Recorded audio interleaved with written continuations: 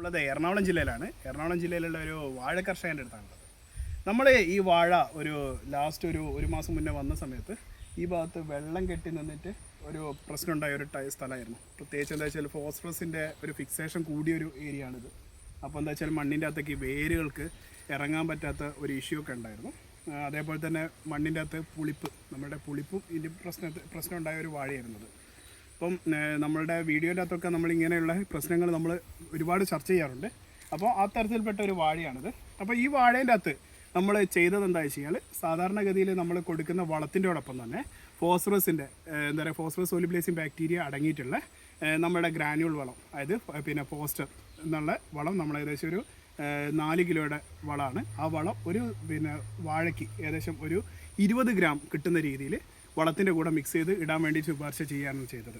അങ്ങനെ ചെയ്തിട്ട് നമുക്ക് ഇപ്പോൾ കിട്ടിയൊരു റിസൾട്ടാണിത്. അതിൻ്റെ കൂടെ തന്നെ നമ്മൾ അസറ്റോബാക്ടർ അടങ്ങിയിട്ടുള്ള സോയിൽ ശക്തി അതും കൂടെ നമ്മൾ കൊടുത്തിട്ടുണ്ടായിരുന്നു. അതും ഒരു വാഴയ്ക്ക് ഒരു 20 ഗ്രാം എന്നുള്ള രീതിയിലേക്കാണ് നമ്മൾ ശുപാർശ ചെയ്തത്. അത് രണ്ടും ചെയ്തതിൻ്റെ ശേഷം നമ്മുടെ വാഴേൻ്റെ അകത്ത് വന്ന വ്യത്യാസമാണ് ഇന്ന് നമ്മൾ ചർച്ച ചെയ്യാൻ പോകുന്നത്. അപ്പോൾ ഈ വാഴേൻ്റെ അകത്ത് നമുക്ക് കാണാം, മുന്നേ എന്താ വെച്ച് കഴിഞ്ഞാൽ കാൽസ്യത്തിൻ്റെ അതേപോലെ തന്നെ ബോറോണിൻ്റെ ഡെഫിഷ്യൻസി ആയിട്ടുള്ള പായമടഞ്ഞ പോലെയുള്ള ഒരു ഇഷ്യൂ ഒക്കെ ഉണ്ടായിരുന്നു. അത് മെയിനായിട്ട് എന്താ വെച്ചാൽ മണ്ണിൽ നിന്ന് നമുക്ക് ഈ മൂലകങ്ങളൊക്കെ എടുക്കാൻ പറ്റാത്തതുകൊണ്ടാണ് ആയത്. ഒരുപാട് മൈക്രോ ന്യൂട്രിയൻസിൻ്റെ ഡെഫിഷ്യൻസി ഒക്കെ ഉണ്ടായ ഒരു വാഴയായിരുന്നു. ഈ വാഴയുടെ പുതിയ കൂമ്പാണ് വന്നുകൊണ്ടിരിക്കുന്നത്. ഈ കൂമ്പിൻ്റെ അകത്തേക്ക് നോക്കിക്കഴിഞ്ഞ് കഴിഞ്ഞാൽ നമുക്ക് അതേപോലെയുള്ള ഒരു ഇഷ്യൂ ഉണ്ടായിട്ടില്ല. മാത്രമല്ല ഫോസ്ഫറസിൻ്റെ എന്താ പറയുക, ആ ഒരു പിങ്ക് ലൈന് നമുക്ക് എന്താ വെച്ചാൽ ബാക്ക് നോക്കുന്ന സമയത്ത് ഒരു പിങ്ക് കളറിൻ്റെ അകത്തുള്ള ഒരു ലൈൻ ഉണ്ടായിരുന്നു, ഫിക്സേഷനായിട്ടുള്ള പ്രശ്നം. അത് നമ്മളുടെ പുതിയ കൂമ്പിൻ്റെ അകത്തേക്ക് കുറഞ്ഞു വരികയും ചെയ്തിട്ടുണ്ട്.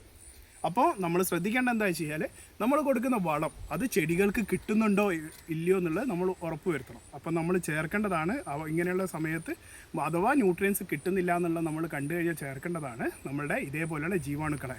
അപ്പോൾ ഫോസ്ഫറസ് ഇനി നമ്മുടെ മണ്ണിൻ്റെ അകത്തുനിന്ന് എടുക്കാൻ പറ്റാത്ത രീതിയിൽ കിടക്കുകയാണെങ്കിൽ, അതായത് അവൈലബിൾ അല്ലാത്ത രീതിയിൽ കിടക്കുകയാണെങ്കിൽ അതിൻ്റെ കൂടെ നമ്മൾ ഫോസ്ഫറസ് സോലുബിലൈസിങ് ബാക്ടീരിയനെ ചേർത്ത് കൊടുത്തു കഴിഞ്ഞാൽ നമ്മുടെ ഫോസ്ഫറസ് മണ്ണിൽ നിന്ന് ചെടികൾക്ക് എടുത്തു കൊടുക്കാൻ വേണ്ടിയിട്ട് അത് സഹായിക്കും. അതേപോലെ തന്നെ മണ്ണിൻ്റെ നിലനിൽപ്പ്, അതായത് മണ്ണിൻ്റെ പുളിപ്പ് ഈ ചെടിയുടെ വേരിൻ്റെ അടുത്തൊക്കെ നമുക്ക് ക്ലിയറായി കിട്ടണം എന്നുണ്ടെങ്കിൽ നമുക്ക് എന്ത് ചെയ്യണം, അസറ്റോബാക്ടർ അടങ്ങിയിട്ടുള്ള നമ്മുടെ ജീവാണുവളങ്ങൾ ചേർക്കുക. അത് നമ്മുടെ സോയിൽ ശക്തി അല്ലെങ്കിൽ എന്താ പറയുക സോയിൽ ഗോൾഡ് എന്ന് പറഞ്ഞ രീതിയിൽ നമുക്ക് വാങ്ങിക്കാൻ കിട്ടും. അത് നമ്മളുടെ ഒരു ചെടീൻ്റെ അകത്ത് വാഴേൻ്റെ അകത്തൊക്കെ ആണെങ്കിൽ ഒരു 20 ഗ്രാം എന്നുള്ള രീതിയിൽ നമുക്ക് ചേർത്ത് കഴിഞ്ഞ് കഴിഞ്ഞാൽ നമുക്ക് കൊടുക്കുന്ന വളങ്ങളെ ഫുള്ളായിട്ട് നമുക്ക് ചെടികൾക്ക് കിട്ടുന്ന രീതിയിലേക്ക് മാറ്റിയെടുക്കാൻ പറ്റും. അപ്പം ഇന്നത്തെ വീഡിയോൻ്റെ അകത്ത് ഈ ഒരു കാര്യമാണ് നമ്മൾ ചർച്ച ചെയ്യാൻ ഉദ്ദേശിച്ചത്. അപ്പം വീണ്ടും നല്ലൊരു ടോപ്പിക്കുമായിട്ട് വീണ്ടും കാണാം. നന്ദി, നമസ്കാരം.